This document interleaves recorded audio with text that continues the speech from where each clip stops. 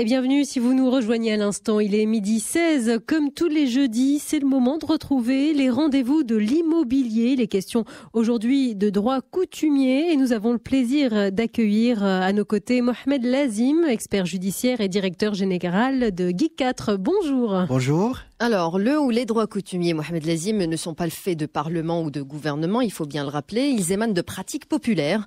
Et ce type de droit a la dent dure au Maroc. Je parle sous votre contrôle, je vois que vous me faites des signes. Ce sont des droits qui résistent au temps car tirés de tradition. Est-ce qu'on peut affirmer ceci tel que je viens de le formuler justement, surtout au Maroc? Oui. Alors, avant de répondre à votre question, Sarah, c'est que il faut qu'on explique à nos chers auditeurs c'est quoi un droit coutumier. Alors, le droit coutumier, c'est une forme de démembrement d'un droit de la propriété, du droit de la propriété. Il s'agit en l'occurrence de droits réels qui reconnaissent à son titulaire des prérogatives directes sur le bien immeuble. Et dans le cadre de ces droits coutumiers, on a le propriétaire du sol, c'est le propriétaire de la nue propriété, ce qu'on appelle milkiyat al-raqaba, et on a le propriétaire le titulaire du droit de jouissance. Alors, j'aimerais bien expliquer deux notions, le droit réel et le droit de jouissance, parce que ce sont les fondements de ces droits coutumiers. Alors, droit réel, dans le droit, on a trois types de droits. On a les droits personnels, droits intellectuels et droits réels. Droit personnel, c'est toutes les règles qui organisent la relation entre une personne et une personne. Par exemple, je donne un exemple, une créance. Une créance, c'est un droit personnel parce qu'elle organise la relation entre le créancier et le débiteur. Je donne un autre exemple, le contrat de bail. Le contrat de bail, c'est une relation entre le bailleur et le locataire. Troisième exemple, c'est le contrat de travail. C'est entre l'employeur et l'employé. Ça, c'est le droit personnel. Le droit intellectuel, c'est comme le droit d'auteur, comme le fonds de commerce. Et troisième type, c'est le droit réel. Le droit réel, c'est quoi? C'est toutes les règles qui organisent la relation entre une personne et une chose. Par exemple, le droit de la propriété. Donc, je donne un autre exemple, c'est le droit de jouissance. Le droit de jouissance, comme j'ai déjà expliqué, c'est que le droit de jouissance, c'est... alors, le droit de la propriété, Sarah, c'est que, en général, le droit de la propriété, il peut être démembré en trois parties. Donc, il y a l'usus, fructus, l'abusus. L'usus, c'est le droit d'utilisation. Fructus, c'est le droit de tirer les profits. Et l'abusus, c'est le droit de disposer de la chose. Donc, l'usus plus fructus, c'est l'usufruit, c'est le droit de jouissance. Et le droit coutumier, ce sont des droits réels et ce sont des droits de jouissance. Alors, les droits coutumiers, ça fait partie du droit réel. Oui, exactement. Est-ce que, quid du droit musulman là-dedans? Alors, Sarah, c'est que les droits coutumiers sont organisés par les coutumes locales. Actuellement, après 2012, il y avait la promulgation du Code des droits réels. Donc maintenant, les droits coutumiers sont organisés par le Code des droits réels, c'est le CDR, le DAER, la loi 3908. Il y a le coutume local et le droit musulman. Et c'est que si on cherche une règle qui concerne les droits coutumiers, on doit commencer par le Code des droits réels. Et si on ne trouve pas, on passe au coutume local et on passe après au droit musulman. Donc, si on fait un bilan des textes juridiques qui ont cité les droits coutumiers, on trouve 4 textes. Il y a le texte de 1913, c'est qui concerne l'immatriculation foncière. Et il a cité les droits coutumiers sous l'appellation droits coutumiers musulmans. Et pour moi, c'est faux. C'est pas juste. Parce qu'on ne peut pas regrouper deux sources de droit dans une même appellation. Il faut choisir soit coutume locale, soit le droit musulman. Mais on peut comprendre ça parce que ce texte-là, il a été élaboré pendant la période de protectorat. Et le protectorat, il a mélangé entre les coutumes locales et le droit musulman. Oui. Mais le Code des droits réels, il a corrigé cette erreur. Il a cité ces droits-là sous l'appellation de droit coutumier. Et toutes les lois qui étaient contraires au droit musulman, qui rentraient dans le cadre du droit coutumier et qui étaient contraires au droit musulman, ont été abrogées par la suite, après l'indépendance. Exactement. Après l'indépendance. Et il y a trois autres textes juridiques qui ont cité les droits coutumiers. Donc il y a le DAER de 1914 qui concerne les biens habous. Il y a le DAER de 1915 qui concerne les biens immatriculés qui a été abrogé par le Code des droits réels. Et il y a le Code des droits réels. Donc, grosso modo, c'est que les textes qui organisent, c'est le code des droits réels. Et si on ne trouve pas, on passe aux coutumes locales et droits musulmans. Et c'est donc bien la loi 3908 qui représente la doctrine juridique, si on veut, qui définit ces droits-là. Exact. Non pas la loi 1407 sur l'immatriculation foncière, ça n'a rien à voir. Non. C'est le code des droits réels. Si on ne trouve pas, on passe aux coutumes locales et aux droits musulmans. Ok, donc les droits coutumiers, parmi les droits coutumiers les plus répandus, on a le droit de Gilsa, et ce droit concerne les biens habous, il me semble. Alors, le droit de Gilsa Sara, c'est un droit qui concerne les biens habous. Je donne un exemple comme Soqsbat à Rabat, Souiqa, donc ce sont des biens qui sont grevés par le droit de Gilsa. Alors, c'est un droit qui existe dans le cadre d'un contrat de bail à charge. C'est quoi cette charge? C'est-à-dire? À charge, ça veut dire que le locataire doit réaliser des travaux d'aménagement dans le local objet de la location. Il doit le garnir, ce local. Le local, il peut être un four, un bain mort, une boutique, un hôtel.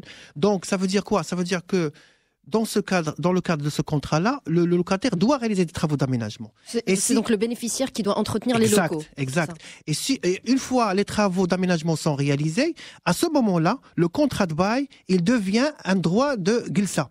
Alors Gilsa, ça vient du mot jalasa en arabe.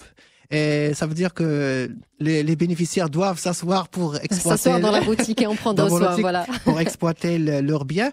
Et c'est une appellation qui n'est pas spécifique seulement au Maroc. On trouve également cette notion en Égypte sous l'appellation khoulou. Il existe aussi une autre appellation hlawa. Hlawa, on trouve cette appellation dans la location des taxis. C'est un pas de porte pour avoir ce droit de Gilsa. Ce que je peux rajouter, Sarah, c'est que le droit de Gilsa, il est transmissible. Donc, on peut transférer ce droit de Gilsa. D'accord, c'était la question d'une de nos auditrices, Marwa. Elle demandait est-ce que le droit de Gilsa était transmissible. Oui, il est transmissible, soit à titre onéreux, à travers un contrat de vente ou bien un échange, soit à titre gratuit, à travers moyennant une donation ou bien moyennant un legs. Je rappelle à nos auditeurs que nous sommes en compagnie de Mohamed Lazim, expert judiciaire et directeur général de GICAT, et que nous parlons de droit coutumier. Alors, vous nous avez déjà parlé, Mohamed Lazim, rapidement de droit de Menfara. Quelle est la différence entre le droit de Menfara et le droit Gilsa? Alors, le droit de Menfara, c'est le droit de jouissance. Et tous les droits coutumiers rentrent dans le cadre de droit de Menfara. C'est le droit de jouissance, c'est le cadre général. C'est le cadre général. Exactement. Très bien. Donc, parmi aussi les droits coutumiers, on a le droit de Gza. Oui. Quelle est la différence entre ce droit de Gza et le droit de la Gilsa? Oui. Alors, le droit de Gza, ce qu'on appelle en arabe... C'est des mots particuliers. Oui. Ce qu'on appelle en arabe, c'est jar. En arabe, c'est jar. Alors, le droit de Gza, on trouve ce droit-là dans les immeubles habous, dans la zone rurale. En fait, c'est que le ministère de Habous, quand elle dispose un grand terrain qui ne rapporte pas beaucoup de choses, donc elle peut louer ce terrain moyennant un contrat de bail, mais à charge. Ça veut dire quoi? Ça veut dire que le bénéficiaire ou le locataire doit réaliser des plantations sur le terrain. Il ne doit pas laisser le terrain vide. Et une fois ces plantations-là sont réalisées, ça veut dire que la charge est respectée, à ce moment-là, le droit de bail devient un droit de Gza. D'accord. Donc, le droit de Gza, il est aussi transmissible comme le droit de Gilsa. Il est transmissible soit à titre onéreux, soit à titre... Et sa durée, il peut être perpétuel? Non, c'est minimum 10 ans. D'accord. Minimum 10 ans. Donc, pour le Gza, c'est minimum 10 ans. 10 ans. Pour le droit de Gilsa, c'est... Effectivement, 10 ans pour les droits de Gilsa et droits de Gza. D'accord, donc c'est un point commun entre les deux droits. Ouais. Pour finir, on va parler, Mohamed Lazim, de droit de Zina. Alors ce droit-là, on en parle lorsqu'on possède un bâtiment construit sur une terre qui ne nous appartient pas. Exactement. Alors, droit de Zina, on trouve ce droit-là dans les immeubles habous généralement, et même dans les immeubles domaniaux. Et donc, c'est un droit qui existe dans le cadre d'un contrat de bail, comme les autres droits, dans le cadre d'un contrat de bail, à charge aussi. Et cette charge, c'est quoi? C'est que le bénéficiaire et le locataire doit construire des immeubles sur le terrain qui appartient au propriétaire du sol. Et alors, une fois ces immeubles sont construits, ça veut dire une fois la charge est réalisée, respectée, à ce moment-là, donc le contrat de bail devient un droit de zina. Et ce droit de zina, il attribue à son titulaire la propriété des constructions et des immeubles édifiés à ses frais sur le terrain appartenant au propriétaire de la nue propriété. Donc dans le cadre de ce contrat-là, il faut spécifier la nature et les caractéristiques de ces constructions-là en matière de surface, en matière de matériaux à utiliser.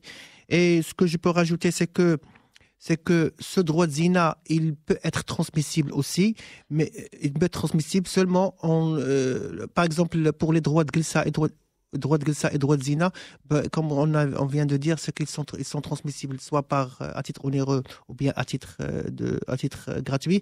Ici, pour le droit de zina, on rajoute deux choses, on rajoute deux modes. C'est soit par l'exercice de préemption, shfa'a, ou soit par l'exercice des règles de succession. Mohamed Lazim, est-ce que les projets immobiliers construits front sur mer, je veux dire pied sur mer, sont concernés par ce droit-là ? Oui.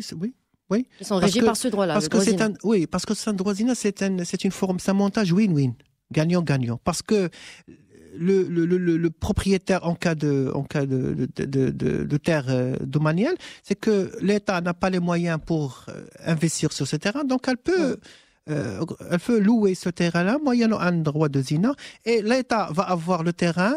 L'État, c'est le propriétaire du terrain, et le bénéficiaire, il va construire, il va bénéficier pendant une durée qui est supérieure, qui ne va pas dépasser 40 ans. C'était la question d'une de nos auditrices. Quelle est la durée maximale du droit de zina ? C'est donc maximum 40 ans, exactement. Renouvelable ? Non. Alors 40 ans, d'après le code de droit réel, c'est 40 ans maximal. Mais dans le cas, si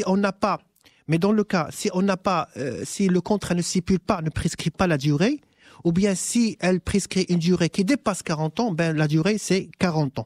Seulement, j'ouvre une parenthèse, c'est que pour les contrats de bail qui sont élaborés avant la promulgation du code de droit réel, donc cette durée de 40 ans, elle n'est pas opposable aux parties, donc il faut respecter la durée qui est telle que prescrite sur le contrat de bail. Merci beaucoup pour vos interventions. Je rappelle que nous étions avec Mohamed Lazim, expert judiciaire et directeur de Guy 4. Il était question des droits coutumiers. Alors on vous retrouve la semaine prochaine